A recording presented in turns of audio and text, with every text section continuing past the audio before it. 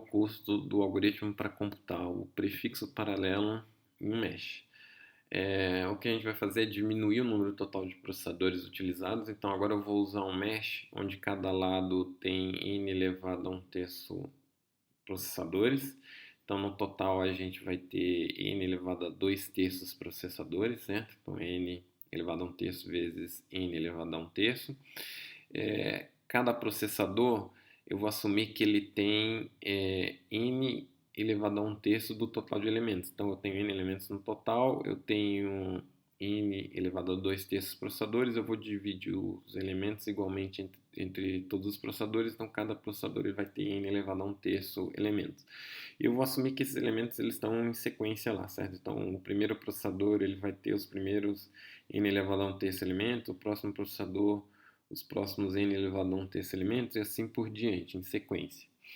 Aí o que o algoritmo faz? Então, primeiro, em paralelo, cada processador vai computar a operação sobre os seus dados, tá bom?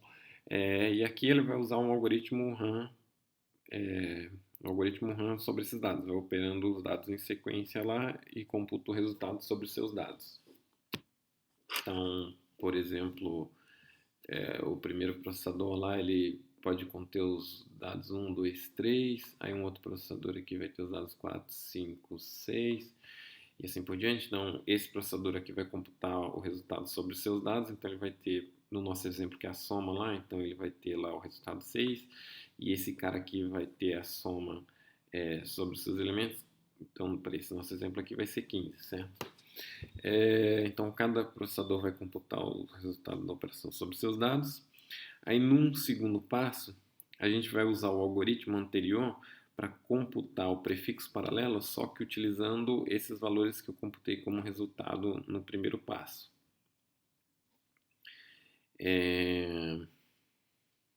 Tá bom? E aí, o que a gente vai ter, na realidade, em cada um dos processadores são os prefixos paralelos correspondente somente a cada um dos últimos elementos que ele contém, certo?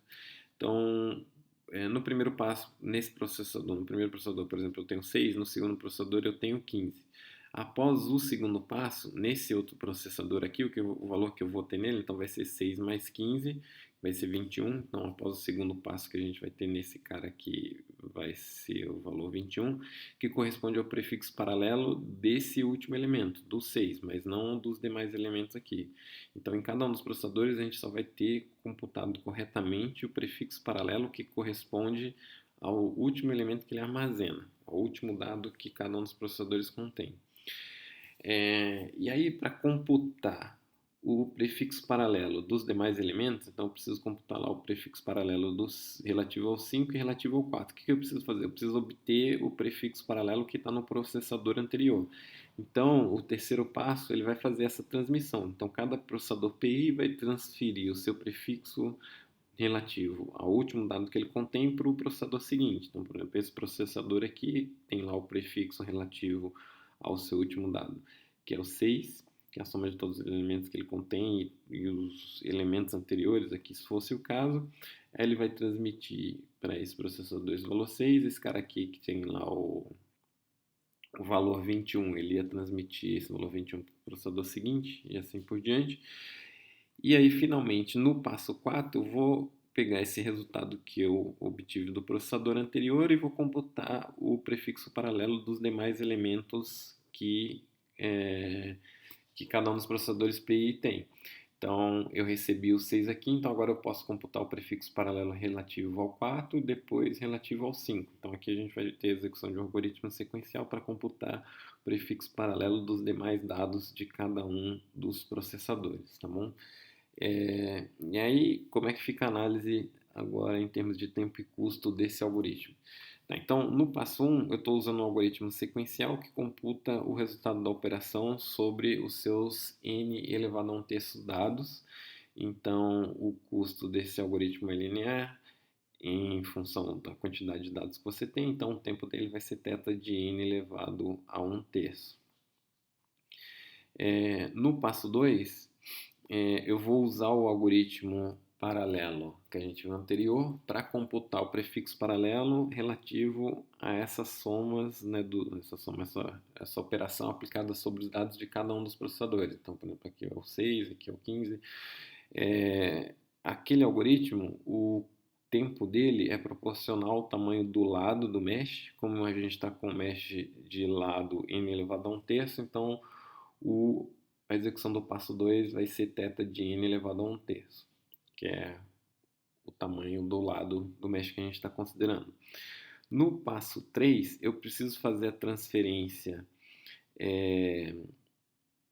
Cada processador PI, né, vai transferir o seu resultado do passo 2 para o processador seguinte. Então, o que eu posso fazer é uma rotação em cada uma das linhas para a direita, certo? Então, esse processador aqui ele vai pegar o seu resultado, vai mandar para o processador seguinte, vai mandar para o processador seguinte, assim por diante, até o último processador daquela linha. Só que aí, o dado que está nesse último processador, eu preciso passar lá para a linha de baixo, certo? E aí, para fazer isso, eu preciso fazer uma rotação para a esquerda desse dado e depois um envio para baixo. Então, primeiro eu vou fazer uma rotação em cada uma das linhas para enviar esses dados desses processadores PI para o PI mais um em sequência em cada uma das linhas. E depois, para enviar esse dado do último processador aqui, então é do PLN elevado, aqui é 1/3 na verdade, né? Então, PLN elevado a 1/3. Então, o cara que está na linha L, que está lá na última coluna, para o processador que está na linha seguinte, na primeira coluna, eu vou fazer uma rotação para a esquerda e depois uma transmissão para baixo. Então, o custo que a gente tem é basicamente duas rotações. Primeiro uma rotação para a direita e depois uma rotação para a esquerda e mais uma transmissão para baixo.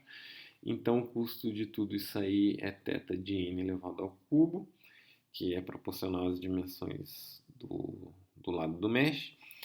E, finalmente, aqui no passo 4, eu vou pegar esse resultado que a gente teve. Então, por exemplo, desse processador aqui, ele enviou o valor lá 21, que é o resultado do prefixo paralelo computado aqui no passo 2, para o processador seguinte.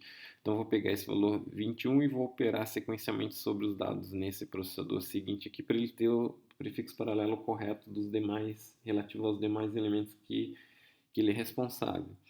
E aí a gente vai usar um algoritmo sequencial que vai operar sobre n elevado a 1/3 dados. Então, como o custo desse algoritmo sequencial é linear, a gente consegue fazer isso em tempo θ de n elevado a 1/3. Então, o tempo total do algoritmo vai ser θ de n elevado a 1/3, e o custo vai ser o número de processadores que a gente está usando, que nesse caso aqui é n elevado a 2/3, vezes θ de n elevado a 1/3, que vai dar então θ de n. Então a gente tem um algoritmo custo ótimo para mesh, fazendo essa adaptação aqui em relação ao algoritmo anterior.